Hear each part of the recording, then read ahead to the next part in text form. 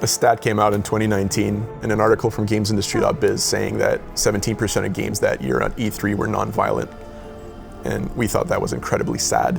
And so we decided to make a video game that, would highlight more of the positive or wholesome, the more awesome aspects of making video games, which is interactivity and all of that stuff, instead of, focusing on all of the doom and gloom. And we're pretty proud of what we've done. I think we've achieved something really special and we can't wait for people to play it. La vision a changé même avec l'arrivée de Chris, même quand on était deux. À la base, il y avait juste un bateau. Billy est né en tant que protagoniste quand Chris m'a dit peut-être que les gens vont pas s'attacher à un bateau. C'est une histoire puis un projet qui s'est laissé nourrir par chaque personne qui est rentrée à sa façon, que ça aille de la programmation au côté artistique. So the core design principle that we wanted to focus on was really empathy. And so every decision that we made from the Kickstarter and onward was really to try and put emphasis on the empathy part. That's really what guided our design. Base themes when we first started was the whole idea of like color and acceptance that was a big thing coming in.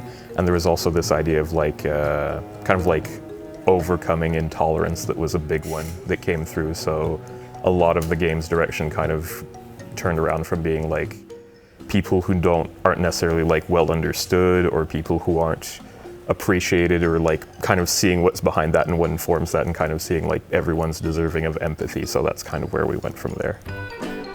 So this is actually really interesting. We did completely change Billy's appearance and sort of the whole aesthetic of the game somewhere about halfway through production.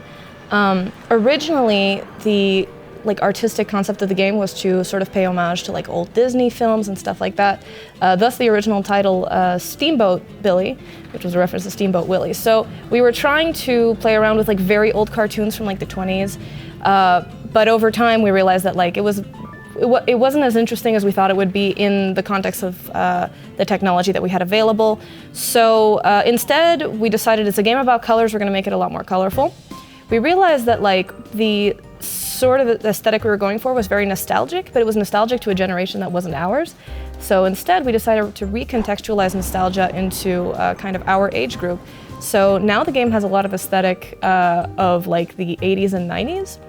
There's a lot of toys references of like that period. So we tried to make it so that Billy was more of a child from like our childhoods. So now they're wearing overalls and big sweaters and stuff like that. Just the sort of aesthetic that we remember from when we were kids. One of the ways that we tried to really keep the creatures separate from each other and that we tried to design, just more diversity in what we were doing was we essentially had 3 areas in the game, not including the starting area, Star Harbor. You have areas for red, blue, and yellow. And so we had come up with themes of what these 3 areas represent.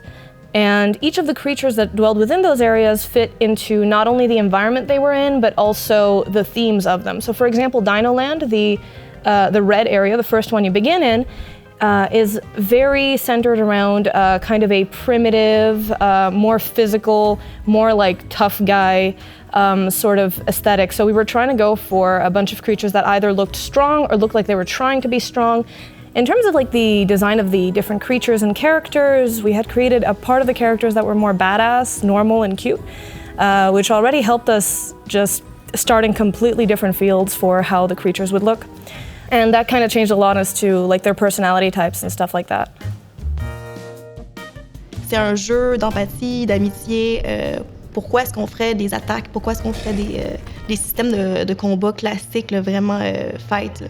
Donc on s'est dit, on va utiliser les émotions, puis on va utiliser les couleurs qu'on avait déjà dès le début. Donc les couleurs représentent des émotions, puis les créatures, on doit les recolorer. C'est en posant des questions, puis en choisissant les bonnes réponses que le joueur va pouvoir découvrir un peu plus qui est cette créature-là et qu'est-ce qu'elle a besoin comme couleur pour pouvoir être ami avec à la suite. One of the big things that kicked that off was making everyone feel really distinct. To make everyone being like, no matter how different they are, is like worthy of that or like deserves to have that treatment. So it's like very deliberately trying to make everyone have a different dialogue quirk, everyone have something a little peculiar about them beyond just the art style. Making a dialogue system based around combat where it's all about being nice is definitely a challenge.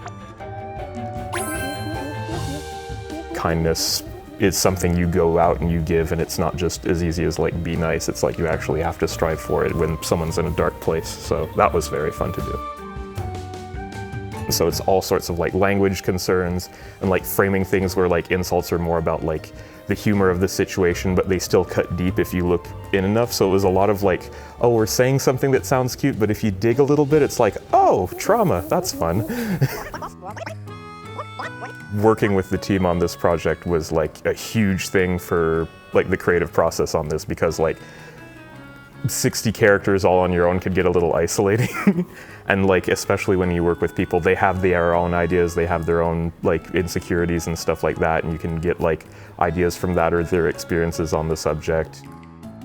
Every character in the game has different stories that they go through, and we talk about a lot of stuff in the game, and it was really fun because it prompted a lot of interesting discussions among the members of the team, and it made us sometimes question some and just discuss about some values we had, and so I think we all really grew into this project.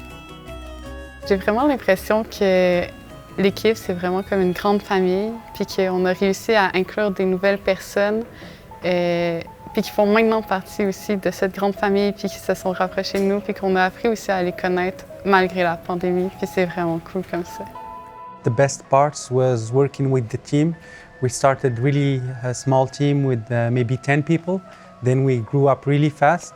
But even if everybody was super helpful, anytime I needed to speak to anybody, either artists or designers or even programmers, everybody was always available, answering and helping each other. So the vibe was really nice.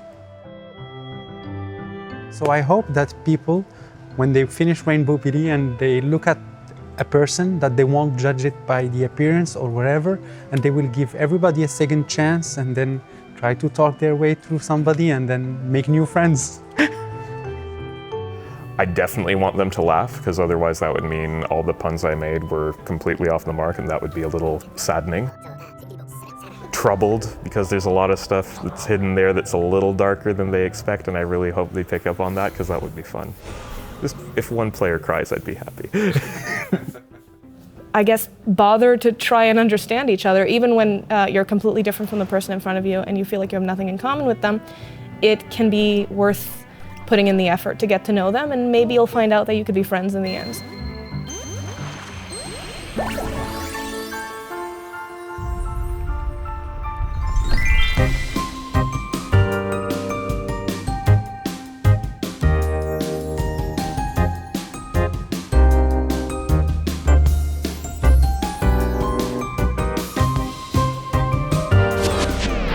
Is this like the behind the scenes and the DVD that we're gonna come out with? You know, it's gonna